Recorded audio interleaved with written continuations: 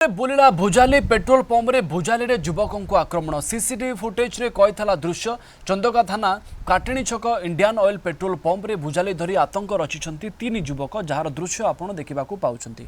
Plastic बोतल रे petrol देबाकू नहीं बचसारू युक्तितर्क होइतिला परे कार्यरत कर्मचारी संग्राम जेना को मरणांतक आक्रमण करिसेंती दुर्बृत्त।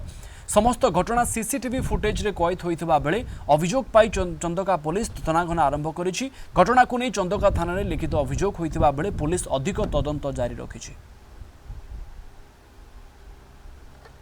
श्रीधर आचार्य आम भुवनेश्वर रिपोर्टर आम सहित जोड़ी होइछन्ति। श्रीधर ए पर्यंत ए घटना रे काहाकू गिरफ करा गलानी?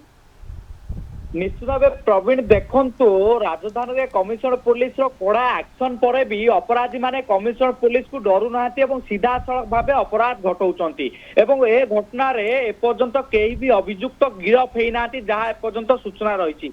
राजधानी उपकंठरे जदि आप देखिए काटेणी छक स्थित एक पेट्रोल पंप रे दुर्बृत्त मैंने आसी निशाशक्त अवस्था पेट्रोल पंप रे कार्यरत पिला पेट्रोल मागी प्लास्टिक बोतल जेहेतु सरकार नियम रही प्लास्टिक बोतल पेट्रोल न दवाई से सीधा सड़क भाव पेट्रोल दवाई मना करते परवर्ती मुहूर्त में कर्मचारी मना करू उत्थित होई भुजाली आक्रमण करते दुर्बृत्त और आक्रमण में पेट्रोल पंप कर्मचारी जी रही संग्राम जेना गुरुतर आहत होते हस्पिटाल को चिकित्सा नहीं जाता। एपर्यंत चंदका थाना हाथ में दुर्बृत्त मैंने लगी ना घटना को नहीं चंदका थाना पुलिस तनाघना आरंभ करिछि। जेहेतु मुंड को आक्रमण करा से गुरुतर भाव आहत होते ए समस्त चित्र पेट्रोल पंप रे थिबा सीसीटीवी फुटेज रे रेकर्ड होईछि। घटना होछि गत काली रातिर घटना।